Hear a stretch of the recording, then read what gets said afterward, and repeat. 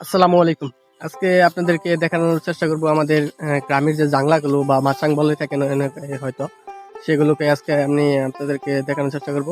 এখন যেহেতু মানে সিমের সিজন, সবাই সিমের বিচি লাগাইছে। আমরাও কিছুদিন আগে লাগাইছিলাম। গ্রাম বাংলা বলতে আসলে গ্রাম মানে সবুজ, সবুজের আরকি নীলাভূমি। অনেকে হয়তোবা এই গ্রামের ভিতরে অনেকেও কৃষিকাজে হয়তো করে না, কিন্তু বেশিরভাগই কিন্তু কৃষিকাজের সাথে জড়িত। তো এই কৃষিকাজে মানে সবাই যে সময় যেটা মানে আর হয় না আরকি, সিজন থাকে, তখন সবাই উৎসবের মতো আরকি সবাই সেটা কাজ করে।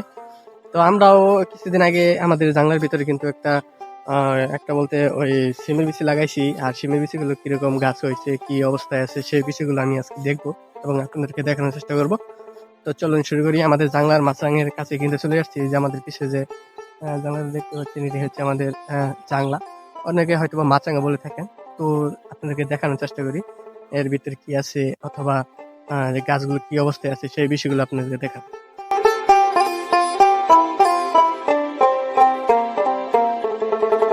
জাংলার ওই পাশে কিন্তু একটি বেগুন ক্ষেত রয়েছে 4 কাঠা, আর এখানে 8 কাঠার ছাম, অর্ধেক জাংলা অর্ধেক কিন্তু বেগুন ক্ষেত। আর অর্ধেক জাংলা বলতে কিছু জায়গায় একটু কচু লাগানো হয়েছে, একটু কম আছে 4 কাঠার মানে জাংলা, আর 4 কাঠা বেগুন ক্ষেত রয়েছে। আর মার্শাল্লাহ গাছগুলো কিন্তু অনেকটা সুন্দর হয়েছে। গাছের গোড়ায় কিন্তু এখনই মানে পচন ধরে গিয়েছে ভারী বৃষ্টি হওয়ার কারণে। কিছুটা এই যে এই গাছের গুড়টা কিন্তু অনেকটাই পচে গিয়েছে। এগুলো মানে না পচার জন্য আবার কীটনাশক ব্যবহার করতে হবে কিছুদিনের মাঝখানেই, নইলে কিন্তু এই গাছগুলো অনেকটাই পচে যাবে।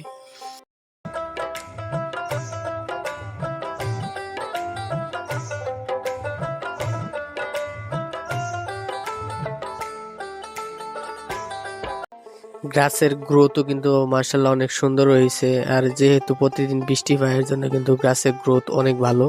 আর এই জারটার মাঝখানে আমি গোনার চেষ্টা করছিলাম কয়টা বিচি দেওয়া হয়েছে, এখানে 12টা বিচি দেওয়া হয়েছে, আর 12টা বিচি কিন্তু গাছ হয়েছে মার্শাল্লাহ।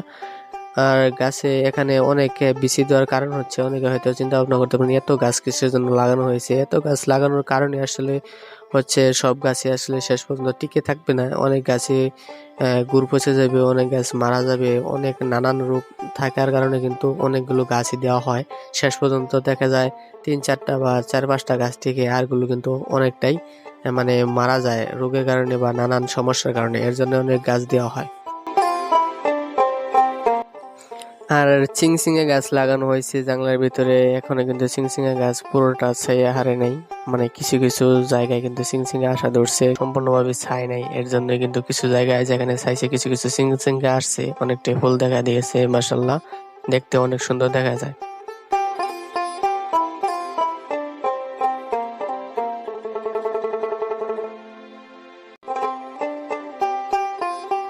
কিছুক্ষণ আগে আমি ভিডিওর এক পর্যায়ে বলেছিলাম যে জানলার এক সাইডে কিছু কচু লাগানো হয়েছে, তো সেইটাই হচ্ছে এটা, এখানে কিছু কচু লাগানো হয়েছে।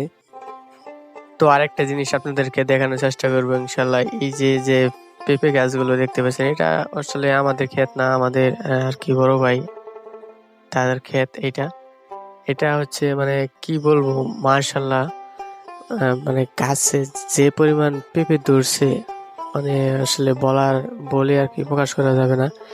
গাছ যে এত চিকন, এত ছোট ছোট, মানে তারপরও যে পরিমাণ পেঁপে ধরে, দেখেন গাছের যে খুঁটা দিছে এর চেয়ে কিন্তু গাছটা অনেক চিকন।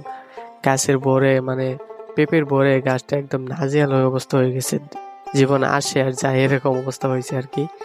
মানে এখানে নিচে বেগুন চাষ করা হয়েছে, আর কিছু পেঁপে গাছও ভিতর দিয়ে লাগানো হয়েছে। যে কয়টা গাছ আছে, কিছু কিছু গাছ ব্যতীত প্রায় প্রত্যেকটা গাছে এরকম পেঁপে ধরছে মার্শাল্লাহ।